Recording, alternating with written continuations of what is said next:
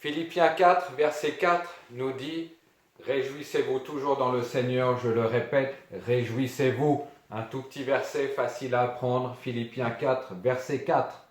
Réjouissez-vous toujours dans le Seigneur, je le répète, réjouissez-vous.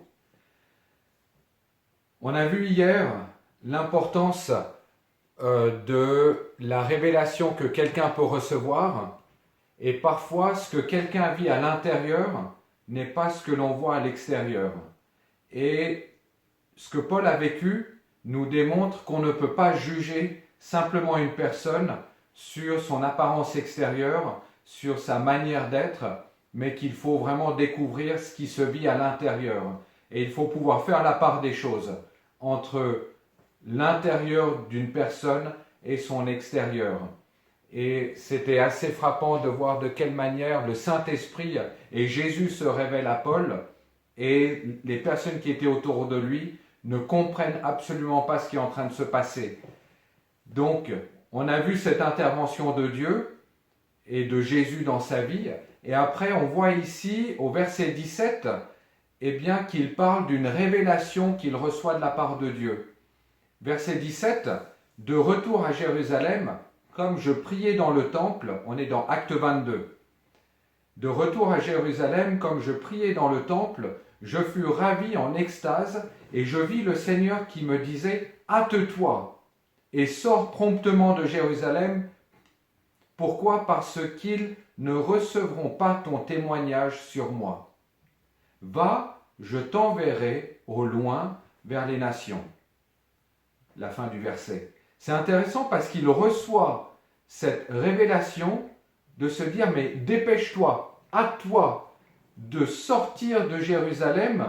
Pourquoi ? Parce qu'ils ne vont pas recevoir ton témoignage. » Donc, autant il a été poussé par Dieu pour y aller, et autant Dieu lui demande de partir.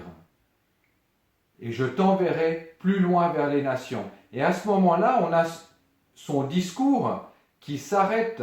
Pourquoi ? Parce que la foule est en train de l'interrompre. Et les gens, élèvent la voix et commencent à jeter de la poussière en l'air, en train de crier, en train de désirant pouvoir éliminer Paul. Et on voit que la foule est en pleine crise, en fait, lorsque Paul déclare le refus du peuple d'écouter son témoignage. Il dit « Dieu m'a prévenu que vous n'allez pas m'écouter ». Il est incroyable ce Paul. Il dit aux gens « Voilà ce que Dieu m'a dit vous concernant ». Juste imagine si tu devais trouver quelqu'un et tu disais « Tu sais, Dieu m'a dit l'état de ton cœur ». Tu t'en prendrais plein la figure. Et pourtant, c'est ce que Paul a fait. Il a dénoncé, il a mis en lumière. Et à ce moment-là, la foule ne supporte absolument pas ça. Et Paul dit à la foule que puisqu'elle refuse Dieu, il va se tourner vers les païens. Incroyable! Et c'est super intéressant de voir que les gens qui sont religieux, en fait, auront toujours de la peine à accepter et de voir si leur cœur refuse Dieu. Va dire à quelqu'un qui est spirituel, entre guillemets, à quelqu'un qui est religieux, va lui dire, écoute, tu ne reçois pas Dieu dans ton cœur. Souvent, ce sont les personnes les pires qui vont contester ça, qui vont s'irriter, qui vont être dans une réaction de fureur et même d'irritation extrême, et avec la volonté même de te nuire si tu pointes du doigt quelque chose. Alors on va dire, mais de quel droit est-ce que tu parles dans la vie de quelqu'un ? Non, ça ne se fait pas. Il faut qu'on soit polis les uns avec les autres. On ne peut surtout pas ne pas rentrer dans la vie de quelqu'un et lui rentrer dedans comme Paul le fait. Et pourtant il l'a fait. Il l'a fait parce qu'il n'était pas animé d'un esprit de vengeance contre les personnes, mais il était rempli d'une compassion. Et rappelez-vous, l'état d'esprit dans lequel Paul se trouve, ou se trouvait à Éphésiens, c'était d'enseigner avec larmes, parce qu'il était empreint de ce désir qu'il puisse saisir la réalité de Jésus. Et en fait, ce qui est frappant aussi, c'est que les personnes spirituelles, les religieux, vont toujours dire qu'ils veulent eux-mêmes honorer Dieu, et ils diront qu'ils sont du côté de Dieu au niveau du discours, et c'est toujours la même chose. Et David le dit dans les psaumes, de leur bouche, ils disent, mais de leur cœur, c'est autre chose. Et souvent, nous disons de notre bouche, mais dans notre cœur, l'état est différent. Donc Paul ne dévoile pas et ne met pas à la lumière l'état de leur cœur parce qu'il a quelque chose contre eux, mais parce qu'il voit le monde spirituel, la puissance spirituelle dans lequel ces personnes se trouvaient. Et on voit que certainement, eux n'auraient pu imaginer qu'ils s'opposaient à Dieu. Mais en fait, dans leur action, ils sont en train de démontrer que ce qu'ils disent, eh bien, ne se passe pas. C'est-à-dire que Paul leur dit, puisque vous ne recevez pas mon témoignage, je dois aller ailleurs. Et effectivement, même si ce sont des années après, on remarque leur action au fait qu'ils veulent pouvoir éliminer Paul bien plus tard dans l'histoire. Ils ont l'attitude dont Dieu lui avait parlé auparavant, rappelle-toi. Et on voit que les gens refusent Dieu, non pas parce qu'ils disent ou parce qu'ils disent eux-mêmes, mais on le voit au travers de leur action.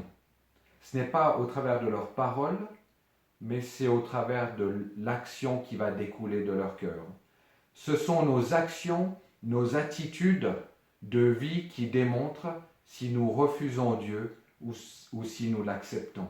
Tu vois, tu peux dire des choses, mais tu agis différemment. Nos paroles ne prouvent, je vais dire ça, nos paroles ne prouvent jamais si nous suivons Dieu ou pas. Ce n'est pas tes paroles qui vont le dire, mais ce sont tes actions qui sortiront de notre cœur, qui vont le montrer. Et je crois que c'est très important de réaliser car parfois nous pouvons être trompés sur nous-mêmes, de même que nous pouvons l'être aussi par les autres. Il y a beaucoup de personnes, et je me rappelle d'une dame qui n'est pas chrétienne, qui ne fait pas partie d'aucune église. Elle se convainquait, elle était dans la conviction d'elle-même, j'ai un doute tout à coup, au travers du mensonge. En fait, elle mentait sans arrêt.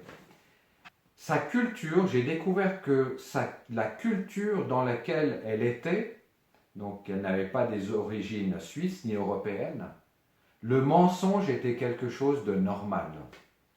Le mensonge faisait partie de sa culture.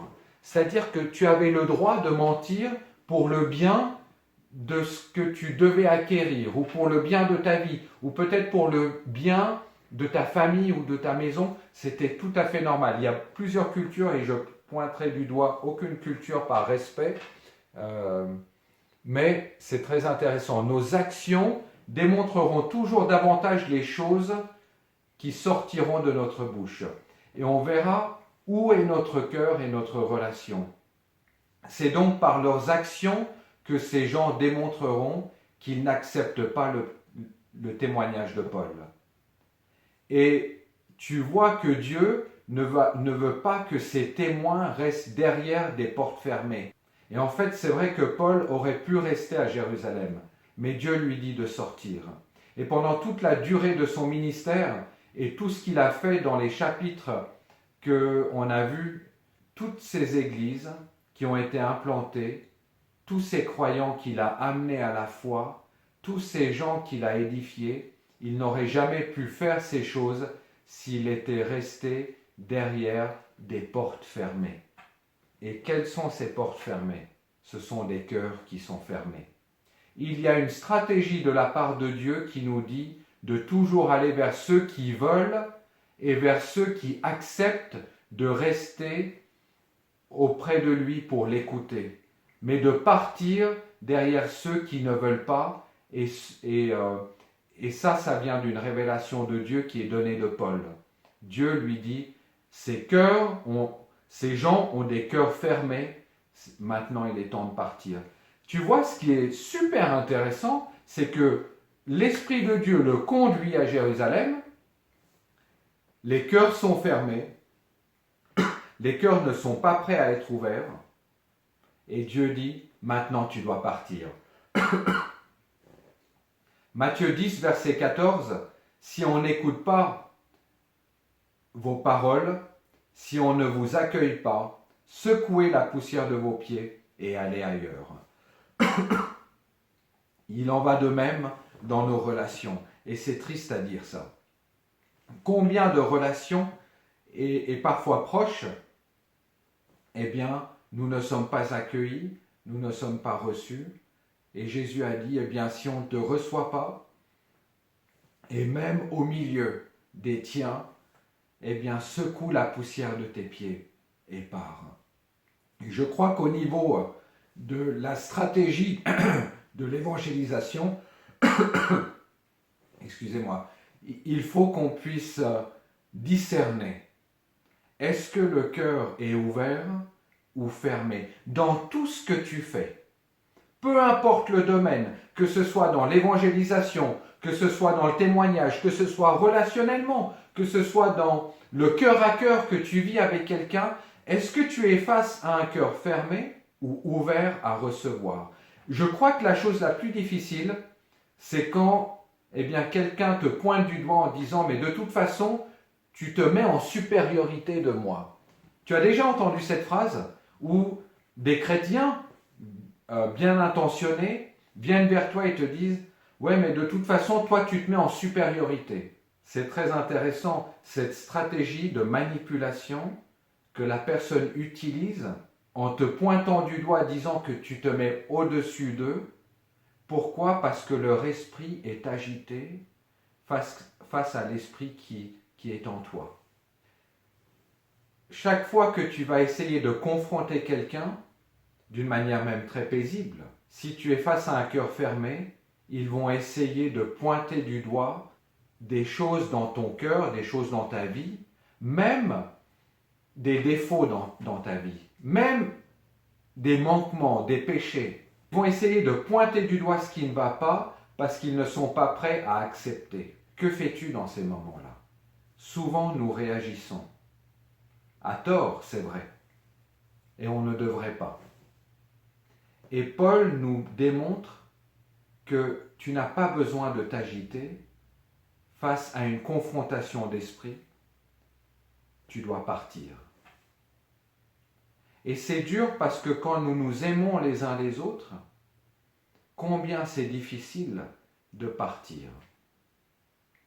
Combien de personnes j'ai rencontrées où je savais qu'elles avaient tort, leur esprit était agité, ils pointent du doigt de toute façon tout ce qui ne va pas, puis ça ne va pas dans l'église, puis ça ne va pas de toute façon avec ça. En fin de compte, au lieu de voir ce qui ne va pas dans leur vie, ils pointent du doigt ce qui ne va pas dans ce qui te concerne toi. Et là, la parole de Dieu nous apprend de pouvoir nous calmer, de partir et de les laisser. Et pourtant, nous sommes appelés à faire des disciples. Toi qui es responsable de groupe de maison, tu as une responsabilité. Quand tu es face à quelqu'un qui n'est pas prêt à apprendre, que fais-tu? Parce que ces personnes t'ont fait confiance. En fait, tu es comme Jésus avec des disciples. Est-ce que tu es prêt à amener ces personnes plus loin? Mais toi qui es responsable de groupe de maison, est-ce que toi-même tu es prêt à être repris au travers de tes leaders d'église? Alors que tu as aussi cette autorité spirituelle d'aider. On ne reprend pas les gens pour les reprendre, mais nous les reprenons pour les aider à grandir. Et combien de fois nous avons réagi parce que nous ne voulions pas accepter d'être repris? On se cache dans une forme de sécurité, dans une caverne, et on essaie de démontrer tout ce qui ne va pas. Ce serait important de pouvoir sonder l'état de notre cœur dans les relations, mais aussi d'apprendre au travers de ce passage que devant chaque conflit, tu dois déterminer devant quel type de conflit est-ce que je me trouve? Quel est l'enjeu spirituel? Quel est l'état de cœur des gens qui sont là? Et de pouvoir en silence quitter et partir et avec le temps peut-être raisonner les choses. Souvent les personnes reviennent et de pouvoir sagement dire ok, sur quel terrain est-ce qu'on peut discuter, sur quel terrain est-ce qu'on peut partager ensemble. C'est pour cela que de pouvoir se connecter en groupe est tellement important. C'est pour ça que la semaine dernière et encore cette semaine, j'ai beaucoup mis l'accent sur le fait de se réunir en petits groupes, en petits comités. Et ma prière pour toi, pour moi, peu importe l'église dans laquelle tu te trouves, c'est de développer et de te connecter à des groupes. Est-ce que tu es prêt? Et je parle à ceux qui font partie de l'église de Provence 24.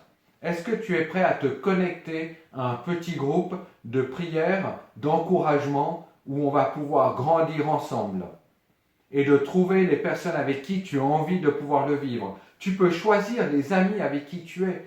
Ça peut même, un groupe, c'est à partir de 2 personnes, c'est 3 personnes, c'est 4 personnes.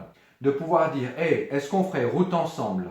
Faire des duos de prière, faire des trios, faire des quatuors, faire des mini-cellules au travers d'Internet, au travers des vidéoconférences.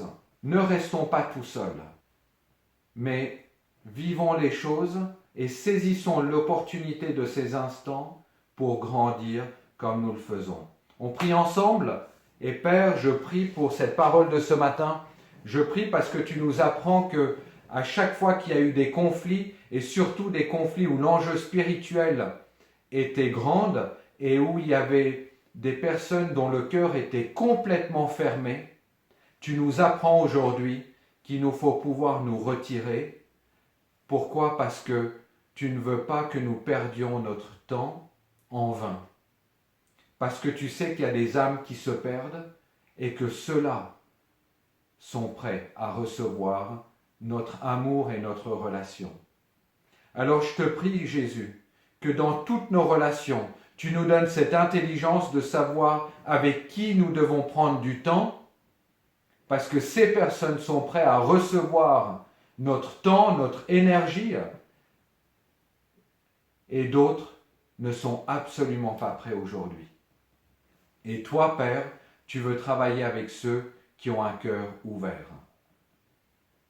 Et c'est impressionnant cette découverte que l'on apprend de ta part aujourd'hui. Que ce n'est pas vers tout le monde qu'il nous faut aller. Est-ce que ça signifie que tu fais une différence? Non, tu ne fais aucune différence parce que tu aimes tout le monde. La chose que tu es en train de nous apprendre, c'est que le fruit n'est pas encore mûr. Et que tu as un Dieu plein de patience, tu l'es avec nous. Tu es patient avec moi-même. Et peut-être qu'il y a des défis et des choses dans notre vie qui ne sont pas encore mûres et tu es en train d'attendre sur la personne de qui nous sommes. En train de dire, j'attends que tu acceptes un peu plus que je vienne dans ta vie. J'attends que tu ouvres peut-être cette histoire de vie qui t'est propre. J'attends que tu ouvres cette chambre, cette pièce que tu as fermée. Dieu est patient avec toi. Il attend. Tout comme il attend celui qui est complètement fermé. Alors merci pour cette grande patience, que cela puisse nous apprendre à être patients les uns avec les autres, mais surtout que cela puisse nous apprendre à nous tourner vers ceux qui sont enfin prêts à travailler et à marcher avec nous. Et ceux qui ne veulent pas collaborer, tu nous dis, laisse, il y en aura d'autres. Amen. Waouh! Pour moi, alors que je priais, ça me parle beaucoup de l'Église. Ça me parle beaucoup des responsabilités. Tu es responsable d'un groupe de maison, tu es responsable d'un groupe de louanges, tu es responsable d'un département de la vie de l'Église, d'un groupe prophétique, d'un groupe de prière, d'un groupe social de la vie de l'Église, d'un groupe de repas, d'un groupe communautaire, peu importe. Ça nous parle beaucoup. Parce que parfois, on court après les gens et on se dit, mais si je ne les prends pas, je vais faire le travail à moi tout seul. Et Dieu dit, mais ne prends pas n'importe qui avec toi. Laisse aller. Mais alors le travail ne se fera pas. Et Dieu dit, ce n'est pas grave. Parce que ce n'est pas le travail qui compte, c'est la relation. Parce que je veux des hommes et des femmes qui sont prêts à marcher avec toi. Qui sont prêts à marcher avec toi. Et il y a des personnes qui viennent en disant, oui, mais moi je marche avec toi seulement à ces conditions-là. Jusqu'où est-ce que tu es prêt à marcher avec Dieu? Et Dieu te dit, laisse de côté tes conditions. Ça parle beaucoup, je te laisse méditer dessus. Dans tous les domaines de la vie, de ta vie personnelle, de là où tu travailles et de la vie de l'Église. Alors, bonne méditation et passe une excellente journée.